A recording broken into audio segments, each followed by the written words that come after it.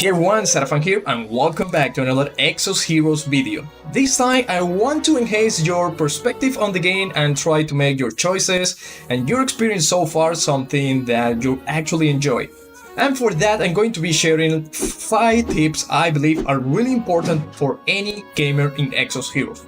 It doesn't matter if you just begun the game or you have been playing for a while, because I believe these are kind of life hacks that you should keep in mind when you're trying to spend your resources or you're trying to follow some kind of goal or event on the game.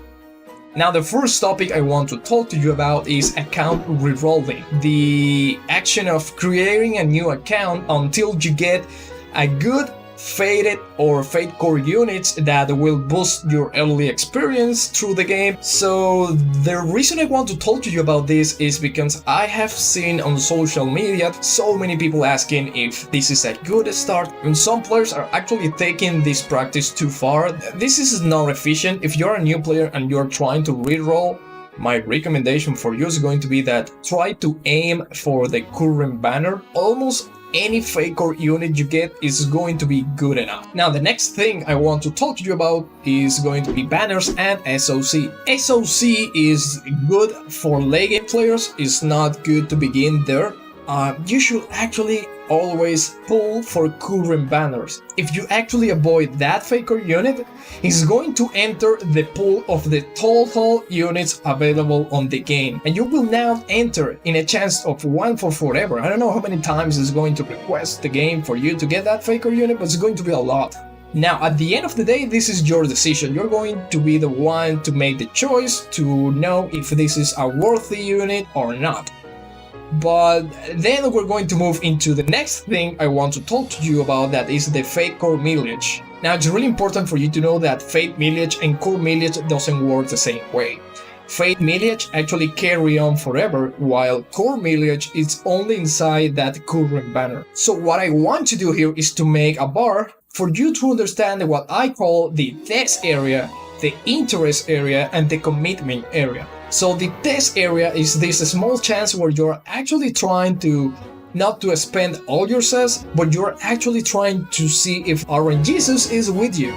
Then if you want to keep trying, then you enter in this interest area. I believe is that place where you're going to try, I don't know, specific hour pulls just to see if you're actually missing something. Those kind of mechanics of pulling is what enter in this interest area. Once we move into 75% of the core millage, that's when you get inside the commitment area. So if you enter into this commitment area of the fake core millage, you must complete the last pulls you need to get this. And let me explain you why.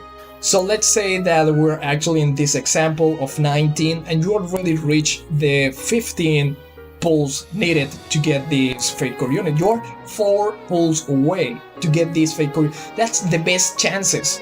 The closer you are to pity, you're already committed so much that not going forward is going to make those previous pulls a total waste of your resources. So now that I share with you all these insights, I want to move into the next topic that I call summon sessions. And summon sessions for me is the choice you make to sit to spend all your sets trying to pull for the fake core unit of your choice. So to put it simple for you guys, you are in a 50% chances to get your fake core unit you want into the test area, and the other 50% chances to get it into the commitment area. Knowing this, you should split your summon session into daily test areas. You should not be spending all your sets in one go. Now the last topic I want to talk about is efficiency.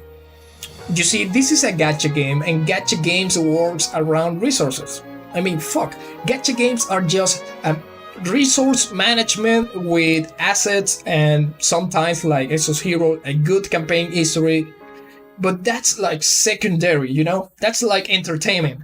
The background is totally resource management, and it doesn't matter if you are free to play or pay to win, which I don't like that. I would like just to say if you spend or you do not spend on the game, it doesn't matter. I actually believe that if you guys spend money on the game, if you watching this video spend money on the game, you should be twice efficient with those resources, because you're actually not only putting time, you're putting like the result of your efforts, which is this time is the money you get from working or from your parents, or in that case you're pouring your parents' work into the game.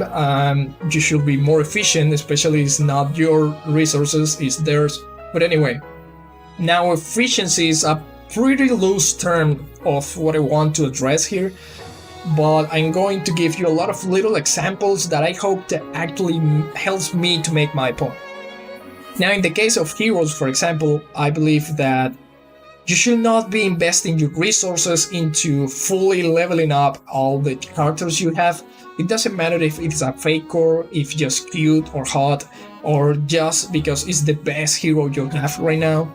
I believe those kind of decisions should be made after you progress enough in the game to be close to the endgame or already on the endgame, and understanding what is going to be the consequences, the pros and cons. Or maybe when we talk about cess spending, try to play with your own psyche and try to educate your mind into not committing too much into spending all your cess on a fake or banner that you may not want. And I try to point this out a lot because, like I say, these kind of gacha games are like lottery, and if you're the kind of player that has some kind of addiction for dopamine, you need to educate yourself into try to avoid those paths that will lead you into spending all your resources, feeling bad about yourself, spending even more resources next time, and so on and so forth. And finally, the last thing I want to talk to you about is going to be my passion for illustration. And as you may have noticed by now, this footage we have in the background is recording I did on the illustration I made for Fake or Rera. And as I told you before, I do enjoy this game a lot, especially the offer on the front line, which is going to be the music and the art. And I was in love of the design and the concept of Rera Faker unit, so I had to try. I have to make something about her, and I put my own flavor on it, especially because I am a pragmatic person.